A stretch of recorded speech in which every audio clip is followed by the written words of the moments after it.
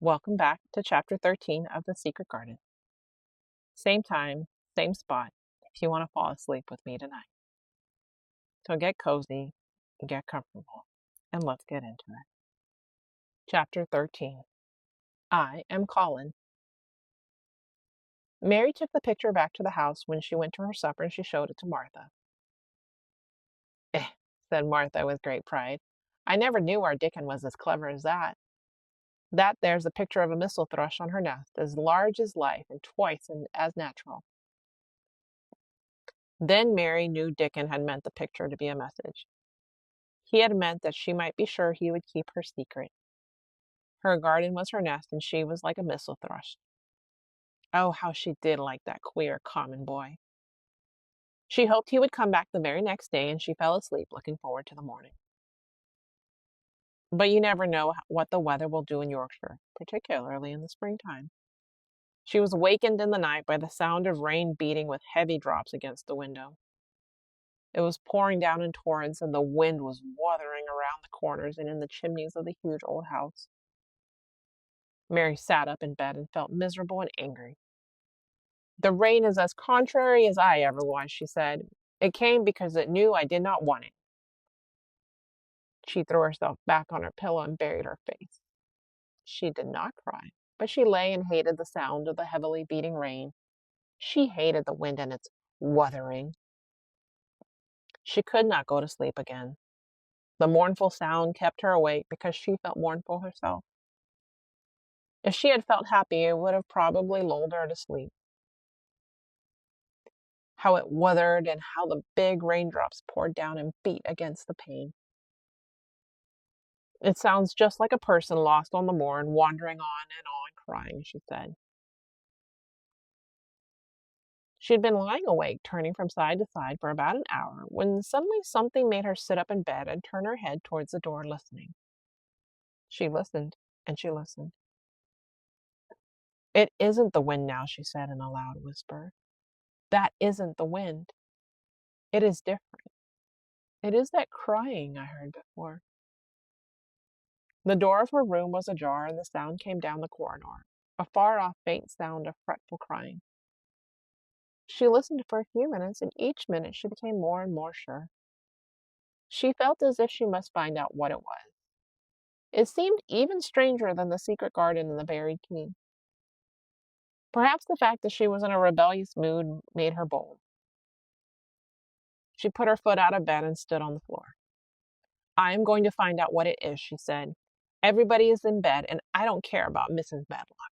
I don't care. There was a candle by her bedside, and she took it up and went softly out of the room. The corridor looked very long and dark, but she was too excited to mind that.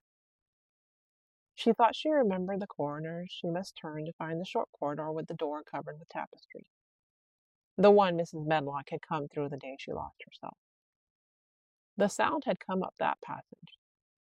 So she went on with her dim light, almost feeling her way, her heart beating so loud that she fancied she could hear it. The far-off faint crying went on and led her. Sometimes it stopped for a moment or so and then began again.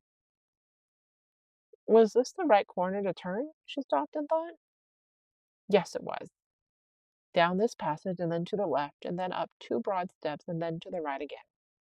Yes, there was the tapestry door.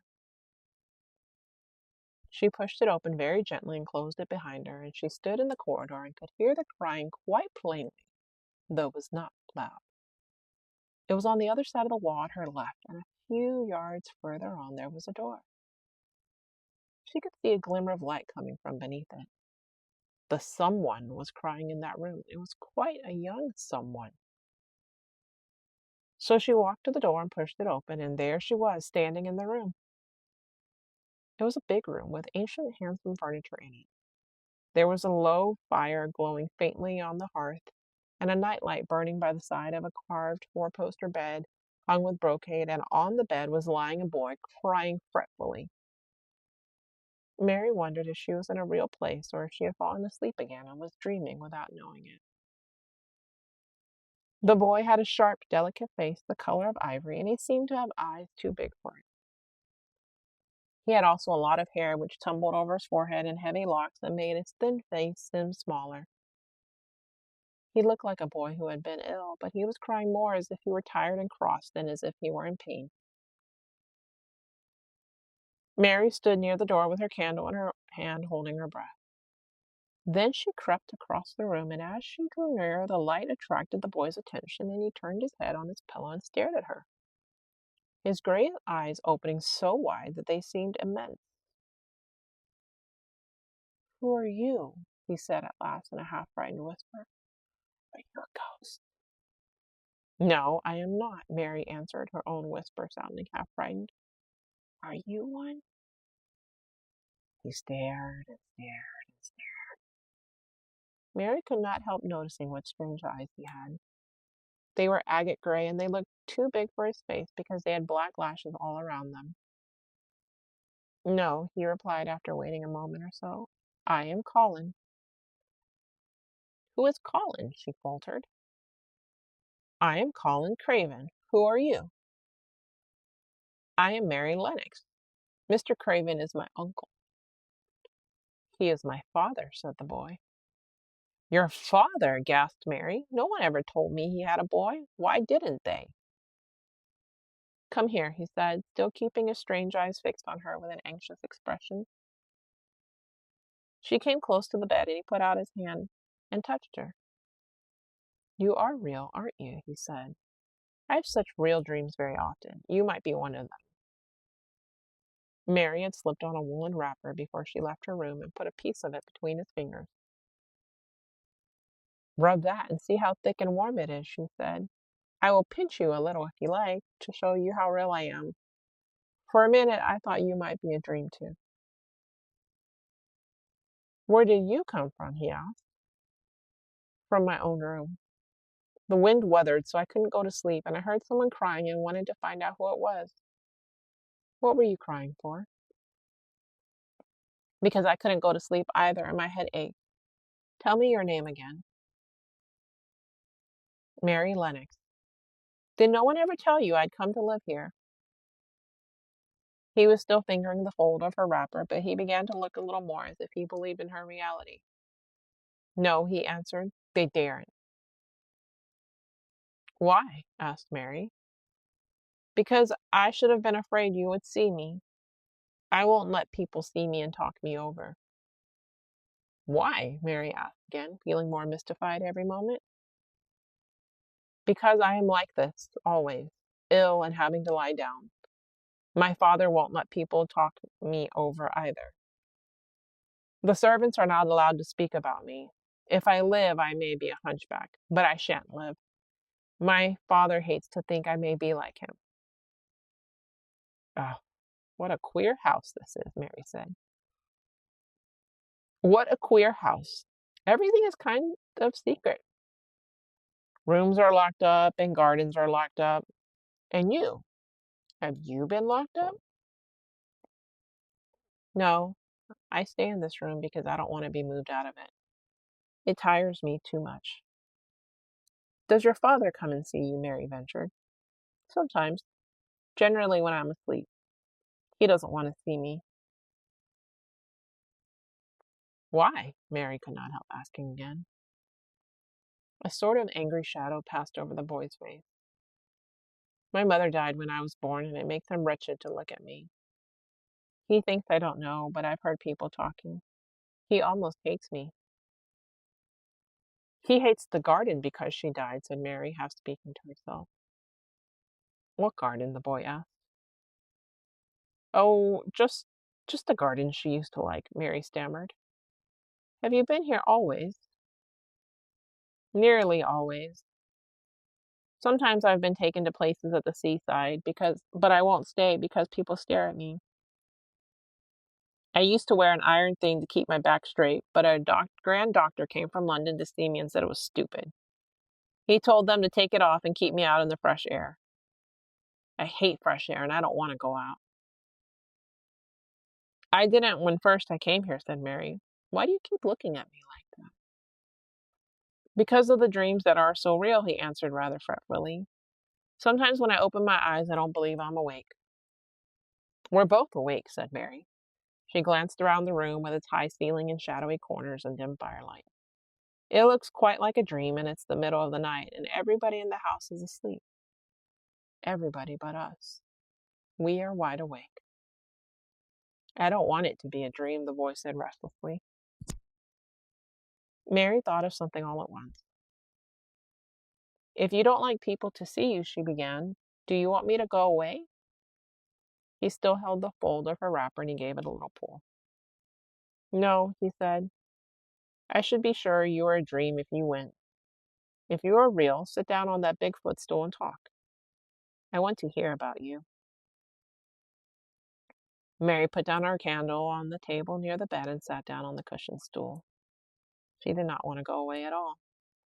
She wanted to stay in the mysterious hidden away room and talk to the mysterious boy. What do you want me to tell you? She said. He wanted to know how long she had been at Misselthwaite. He wanted to know which corridor her room was on. He wanted to know what she had been doing, if she disliked the moor as he disliked it, where she had lived before she came to Yorkshire. She answered all these questions and many more, and he lay back on his pillow and listened.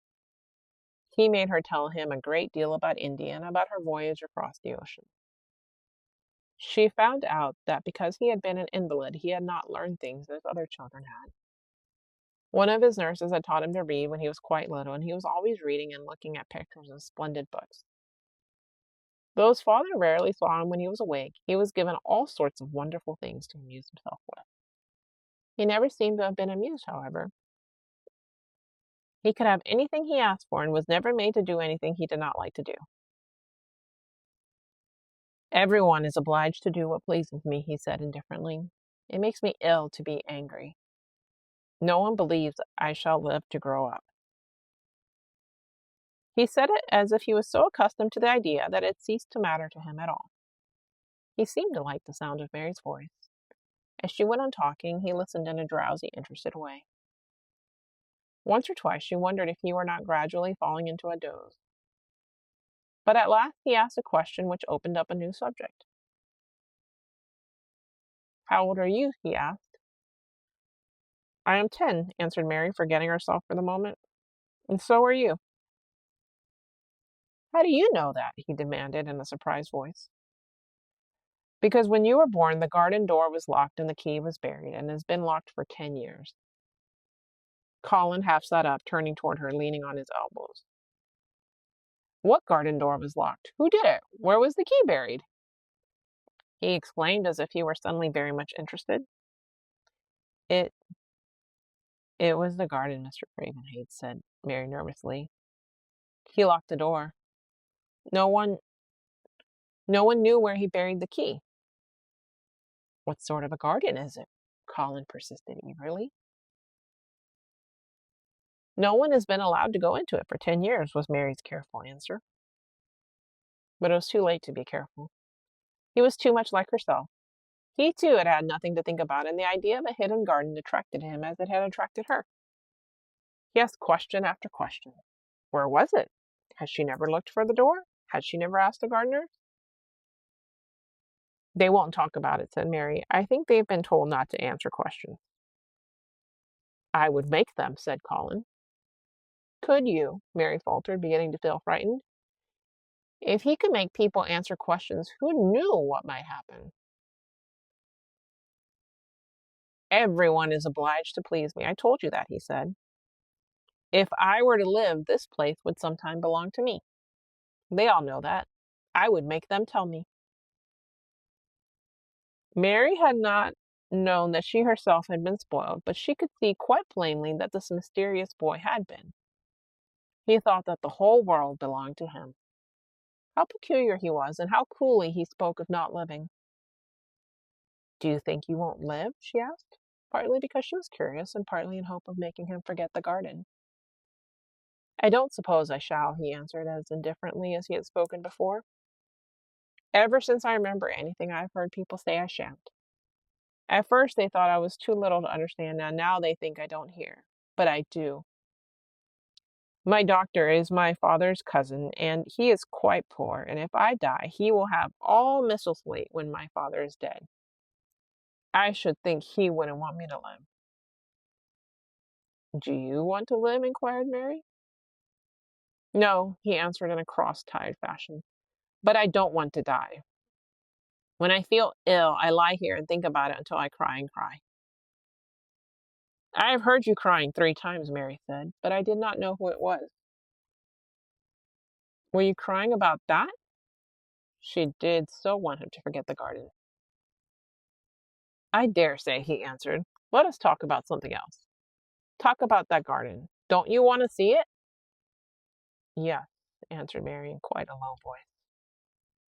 I do, he went on persistently. I don't think I ever really wanted to see anything before, but I want to see that garden. I want the key dug up. I want the door unlocked. I would let them take me there in my chair. That would be getting fresh air. I'm going to make them open the door. He had become quite excited, and his strange eyes began to shine like stars and looked more immense than ever.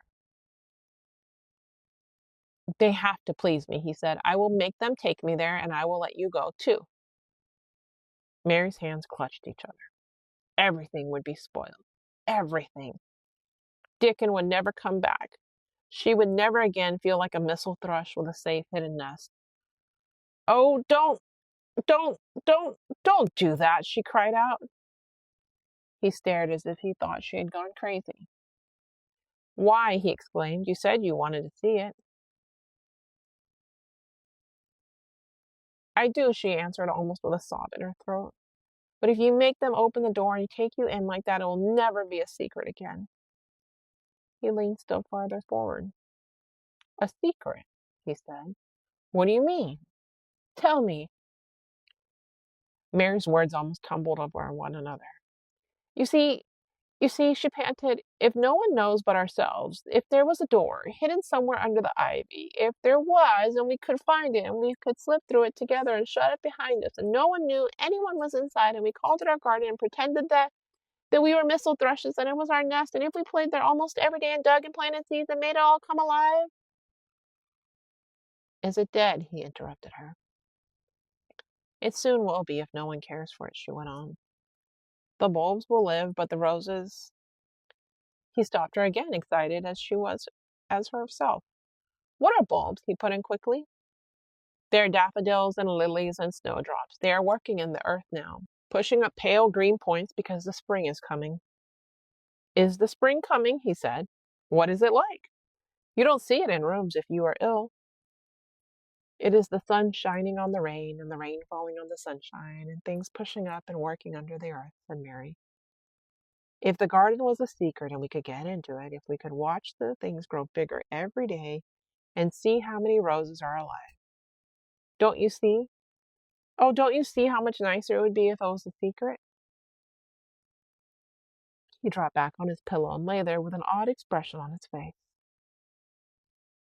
I never had a secret, he said, except that one about not living to grow up. They don't know I know that, so it is a sort of secret, but I like this kind better. If you won't make them take you to the garden, pleaded Mary, perhaps I feel almost sure I can find out how to get in sometime. And then, if the doctor wants you to go out in your chair, and if you can always do what you want to do, perhaps we might find some boy who would push you and we could go alone, and it would always be a secret garden. I should like that, he said very slowly, his eyes looking dreamy. I should like that. I should not mind fresh air in a secret garden. Mary began to recover her breath and feel safer because the idea of keeping the secret seemed to please him. She felt almost sure that if she kept on talking and could make him see the garden in his mind as she had seen it, he would like it so much that he could not bear to think that everybody might tramp into it when they chose. I'll tell you what I think it would be like if we could go into it, she said. It has been shut up so long, things have grown into a tangle, perhaps. He lay quite still and listened while she went on talking about the roses which might have clambered from tree to tree and hung down, about the many birds which might have built their nests there because it was so safe. And then she told him about the robin and Ben Weatherstaff, and there was so much to tell about the robin, and it was so easy and safe to talk about it that she ceased to feel afraid. The robin pleased him so much that he smiled until he looked almost beautiful. And at first Mary had thought that he was even plainer than herself with his big eyes and heavy locks of hair.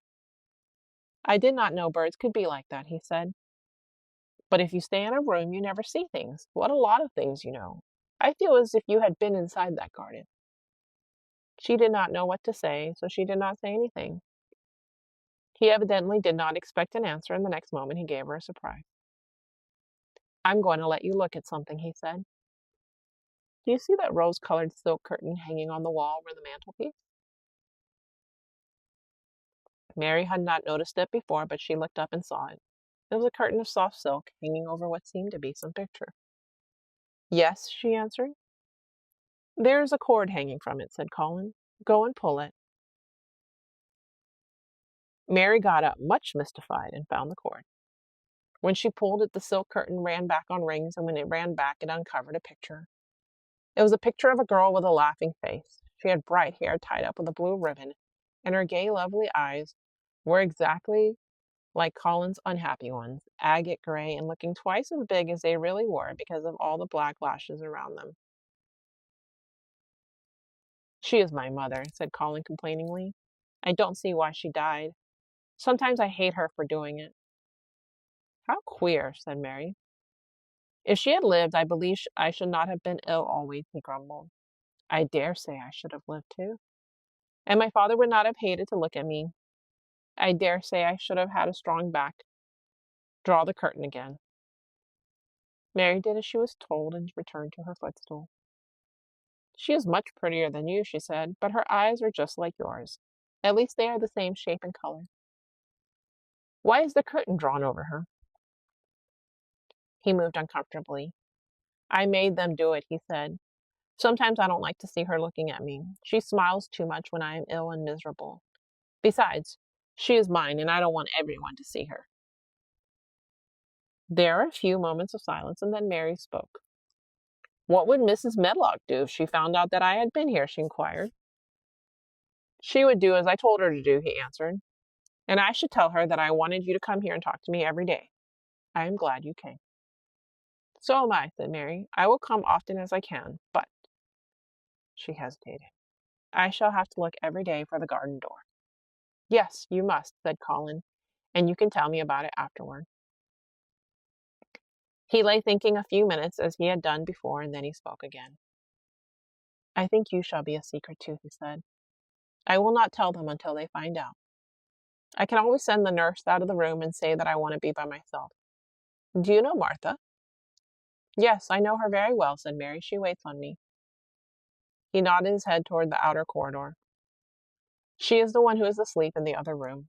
The nurse went away yesterday to stay all night with her sister, and she always makes Martha attend to me when she wants to go out. Martha shall tell you when to come here." Then Mary understood Martha's troubled look when she had asked questions about the crying. "Martha knew about you all the time?" she said. "Yes, she often attends to me. The nurse likes to get away from me, and then Martha comes." "I have been here a long time," said Mary. "Shall I go away now? Your eyes look sleepy." "I wish I could go to sleep before you leave me," he said rather shyly. "Shut your eyes," said Mary, drawing her footstool closer, "and I will do what my ayah used to do in India. I will pat your hand and stroke it and sing something quite loud." "I should like that, perhaps," he said drowsily. Somehow she was sorry for him and did not want him to lie awake. So she leaned against the bed and began to stroke and pat his hand and sing a very low, little chanting song in Hindustani. "That is nice," he said more drowsily still, and she went on chanting and stroking. But when she looked at him again, his black lashes were lying close against his cheeks, where his eyes were shut, and he was fast asleep.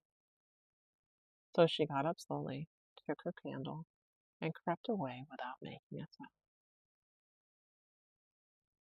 Chapter 14. Tomorrow night at 9 p.m. Central Standard Time. Hope is knowing that people, like kites, were made to be lifted up. Good night, my little tomato. You are better than enough.